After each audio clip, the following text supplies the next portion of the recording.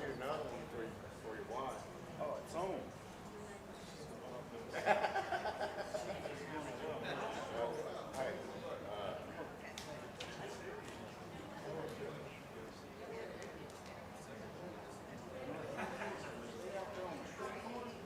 I'm selling the church.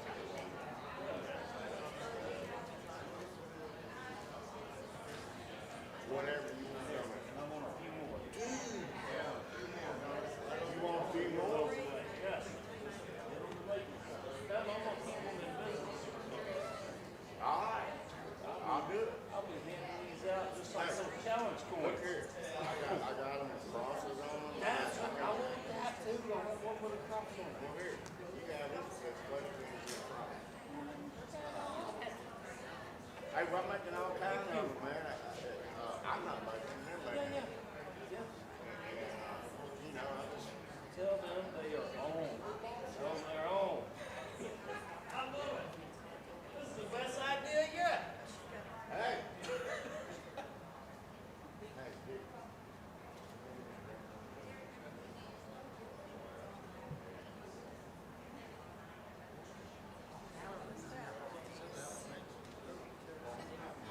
Oh, that's awesome.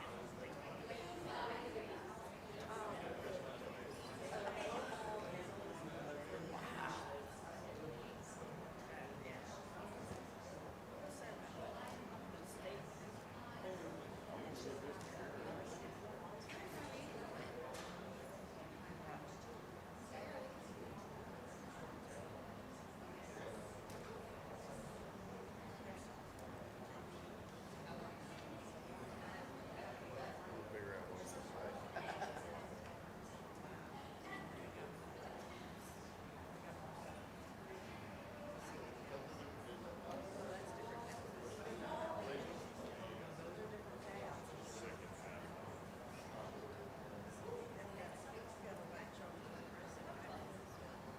You're the lowest one.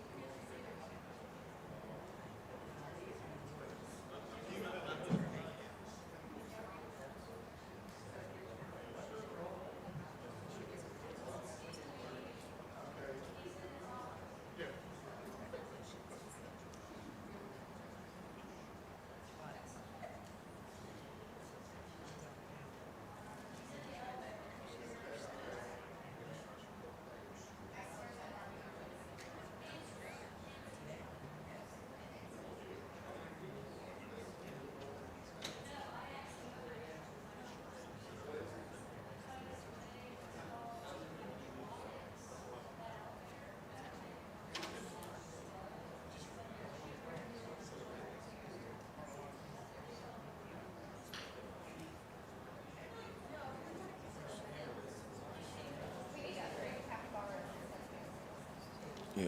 You know what a capybara is? No, what is It's it? a giant guinea pig that weighs like 110 pounds. I had guinea pigs when the girls were little. We had one named Blackie and one named Brownie. That when they were black and brown, and yeah, there's Joe Scarborough had a guinea pig too. That's something in common. It's good. Yeah, all you have to do is change the cedar chips once a week, and they really should be in couples. Steve, hey. Okay. Good morning, everyone, and welcome to Public Forum. Please turn your cell phones to vibrate, silence, or offsetting. The Gary Sansing Public Forum is intended for matters not included on the agenda for the upcoming Board of County Commissioner meeting. Citizens wish to address items on the agenda should sign up to speak such items at the regular board meeting. Speakers shall refrain from abusive or profane remarks. Each speaker is limited to 3 minutes unless otherwise determined by the chairperson. The Gary Sansing Public Forum may end 5 minutes before the meeting to allow commencement of time. We only have 4 speakers signed up, so we'll go with 3 minutes. Our first speaker is Jerry Price. Rod Clark, you're on deck, but I'm not sure. Hey. Today, I'd like to talk about a couple of things concerning the ordinances, and mainly it's the loopholes ran into a situation where an owner called the sheriff's department to come out and remove a tent and trash, personal belongings from a homeless person. And they told the owner it was on the right of way, they couldn't do anything about it. Where does the camping ordinance come in on this? Then I was told by another organization that there's some couple of sentences in the camping ordinances that don't allow the sheriffs to enforce it because of legalities. So my question is there any way that Ms. Rogers, the commissioners, maybe even Mr. Marino, can work with the sheriff's legal department to create an ordinance that they can enforce? Next, you got a lot of dog tags and a lot of shots that are not being done with all these dogs out here at the intersections, and nothing's being done about these pit bulls out there.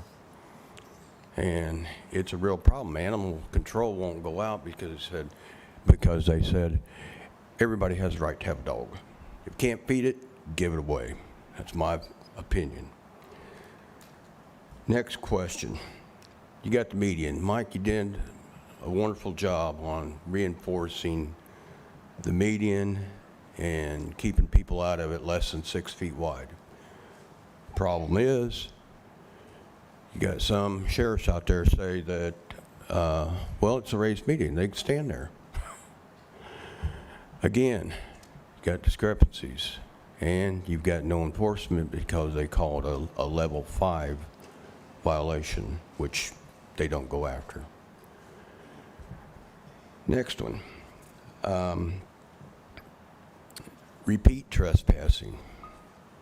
Is there any way that you guys can come up with an ordinance on repeat trespassing to help the sheriffs get rid of people that keep coming back, even on different properties or the same property, to get them out of there? Thank you for your time. Okay. Thank you, Mr. Price. Our next speaker is Larry Downs Jr.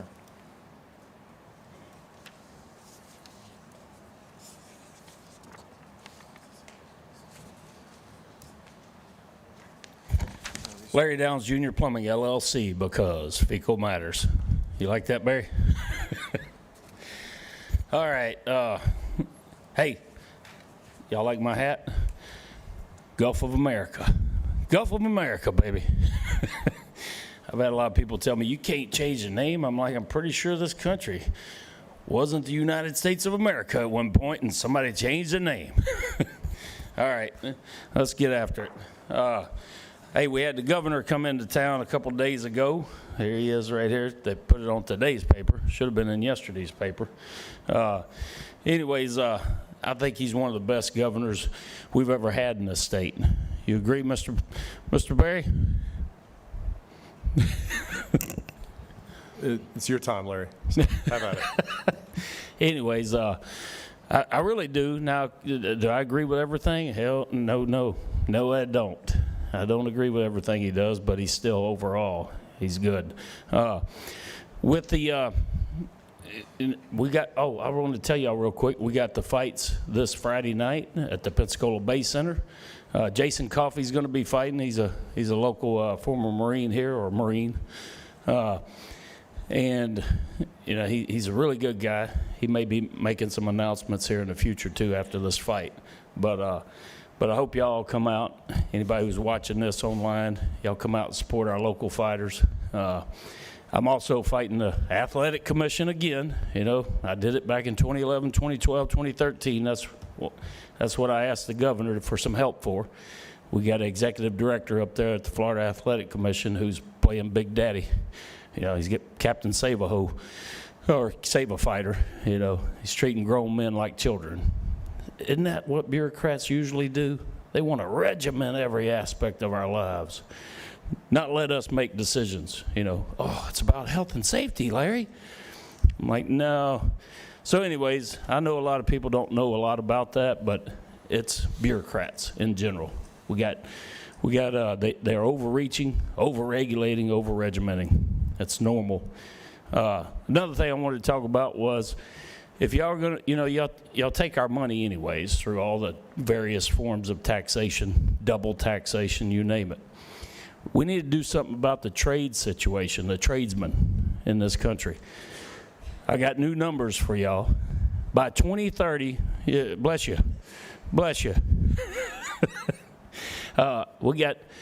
2030, we're going to need, and this is underestimated, I believe. We're going to need 500,000 plumbers by 2030 in the United States. We're going to need 400,000 electricians. Who knows how many roofers? Who knows? And HVAC, you name it. Mechanics, it don't matter. We got some problems. We need to take the tissues away from these young boys, take the hand sanitizer, because they're going to need to get dirty. They don't need to be doing this every day, cleaning themselves up, and it's ridiculous. It's just sad. You don't even know what's in that? All right. Adios. MissionObvious.com. Y'all go on there and check out my latest video. Thank you, Larry. I'm sure the whole board's going to be there to heckle you on tomorrow night. So, Oh, y'all come and heckle me.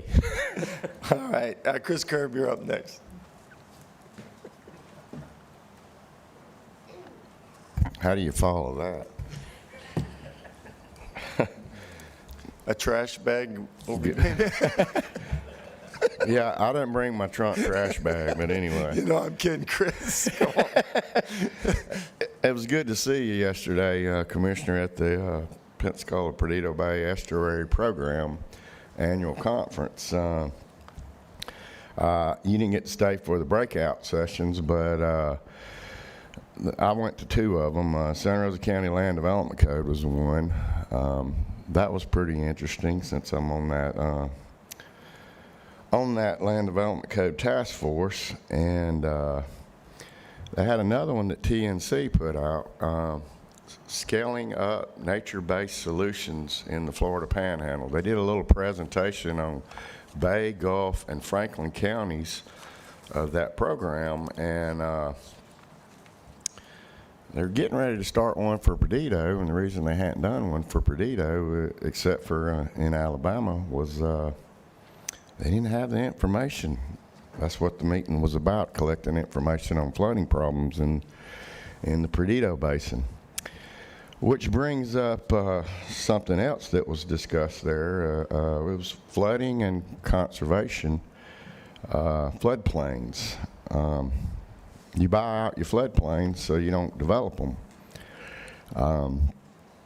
You record maps that guide your development away from those floodplains.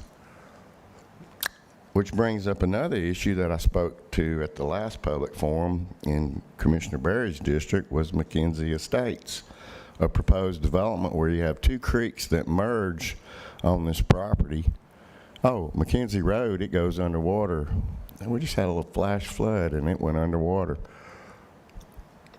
That's another repeat of Bristol Park, brother. If your DRC doesn't require a floodplain analysis over those creeks, you're going to have a Bristol Park again. The other thing I wanted to ask was, when you gonna kick your stormwater ordinance back off again? That we kicked the can down the road for various reasons. I won't get into those reasons except for one. It was brought up that we have a new environmental resource permit regulations going into effect. It's Chapter 2024-275. And it's going to make our ponds a little bit bigger. It's also going to bring in green infrastructure to remove phosphorus and nitrogen. Well, guess what? DeSantis didn't kill it this legislative session, so it's still on. So you might as well go ahead and adopt your stormwater ordinance. Thank you. Thank you, Chris, and I was just playing with you. And yesterday I had to leave because I had my weekly, but yeah, it was good to see you there as well. I believe that's all of our speakers for our public forum. We'll adjourn and convene at 9 a.m. for our regular meeting.